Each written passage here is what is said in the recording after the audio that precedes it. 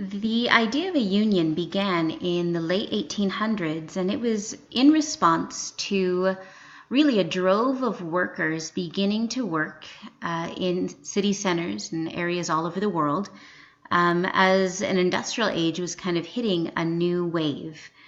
These workers that worked in this era were exposed to low wages and bad conditions, and unions were created as a way to help mediate some of those things people were exposed to.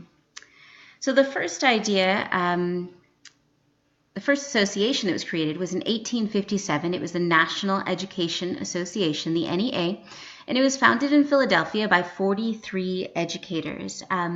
This union focused on raising teacher salaries, solving child labor law issues, and dealing with educating emancipated slaves and assimilation of Native Americans, something very different than we deal with now in unions. In 1897 was the first teachers union. This was the Chicago Teachers Federation, and it was formed to raise teacher salaries and pensions. In 1902, teachers, parents, and students united in Chicago under the Chicago Teachers Federation for our very first teachers' strike. And this was in response to a teacher who was suspended for refusing to allow a disruptive child back into her classroom, something we can definitely identify with nowadays. 1916 is the next date you see there on your screen.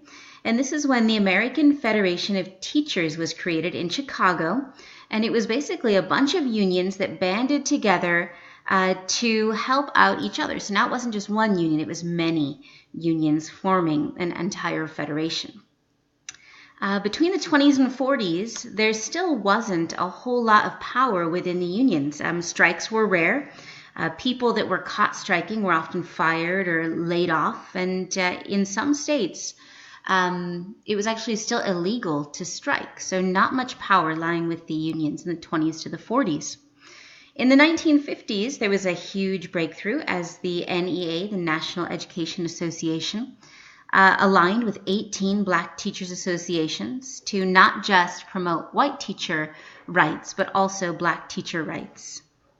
In 1959, Wisconsin actually became the first state to use something we use nowadays. It's called collective bargaining. Collective bargaining is when a group of unions go into basically fight for an entire group of teachers' rights, and we still use collective bargaining today.